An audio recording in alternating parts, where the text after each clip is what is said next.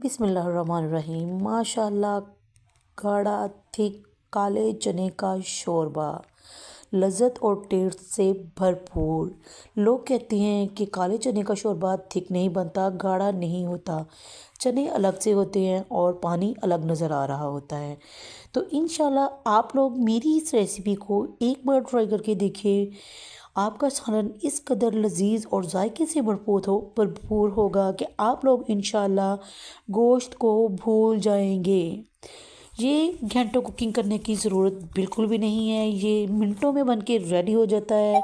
तो अगर आपको मेरी ये रेसिपी पूरी चाहिए तो मेरे चैनल फातिमा's मेन्यू को जाके सब्सक्राइब कीजिए। वीडियो को लाइक और शेयर करना नहीं भूलना। लिंक आपको ऊपर मिल जाएगा और वहाँ पे आपको और भी बहुत मज़ेदार सी वीडियोस देखने को मिलेंगी। तो प्लीज़ जल्दी से जाके मेरे चैनल का विज़िट कीजिए। इजाज़त दीजिए। अल्लाह हाफिज़।